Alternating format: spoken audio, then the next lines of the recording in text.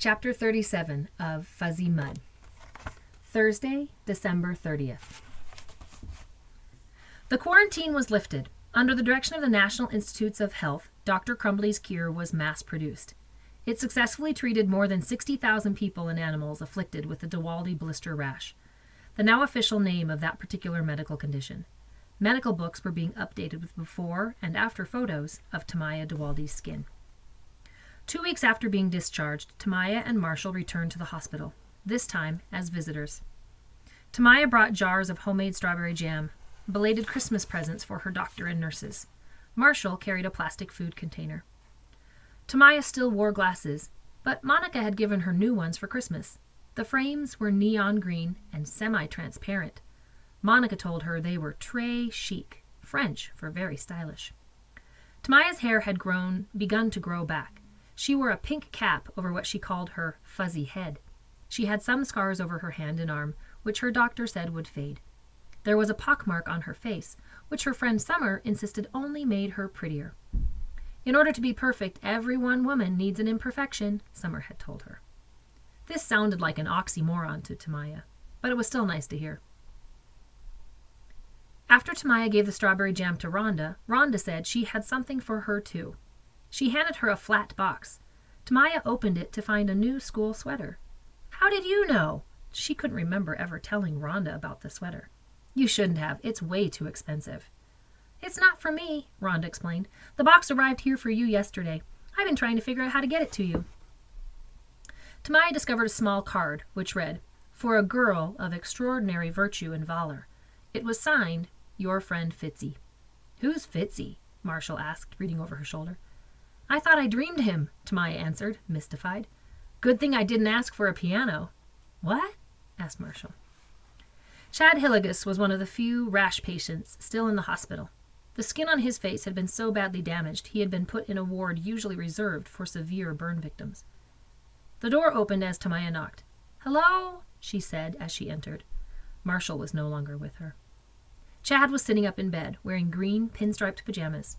A ray of sunshine shone through the window, highlighting a shaft of dust particles and casting a glare across his heavily scarred face.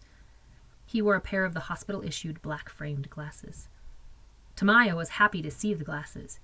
If he'd been blind, there would have been no need for them. "Tamaya," he said. She was afraid he might hate her again because of what she'd done, but he seemed glad to see her. "Hi, Chad." She set down her sweater box, then stuck her hands into the back pockets of her jeans. "How are you doing?" "I'm not supposed to move my mouth too much," he said, keeping his face noticeably still as he spoke. "They had to take skin from another part of my body and put it on my face." "Oh," said Tamaya. "You still look like you," she assured him. "Just call me Buttface," he said. She was shocked. "You mean they—" She covered her mouth with her hand. "At least you think it's funny, instead of being all mad and everything." "Nothing makes me mad," he said. "It's weird. Ever since I could see again, the world just looks a lot better than it did before." "I know what you mean," Tamaya agreed. "Everything's beautiful." "I hope it lasts," Chad said. "Me too," said Tamaya.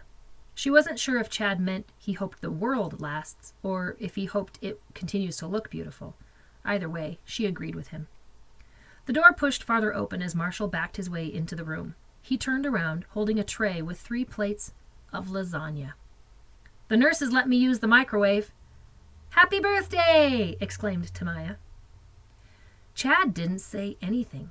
He stared at the food, then looked from Marshall to Tamaya and back to Marshall. He's not supposed to talk," Tamaya told Marshall, then quietly whispered, "His butt was transplanted onto his face." Chad pulled back his covers, then slowly slid down from the bed. He stepped toward Marshall, who set down the tray and nervously backed away. It might have been all the talk about Frankengerms, but with his scarred and rigid face and his now outstretched arms, Tamaya thought Chad looked a little bit like the Frankenstein monster. Marshall backed up against the wall. Chad clasped Marshall by the shoulders, pulled him close, and hugged him. "Thanks, man," Chad said. Marshall twisted free. It was all Tamaya's idea. Tamaya laughed at Marshall's awkwardness. She wondered why boys were always so weird about hugging, but then her heart stopped when Chad's eyes fixed on her. He opened his arms wide, and said the same 3 words he'd said to her once before. "You're next, Tamaya."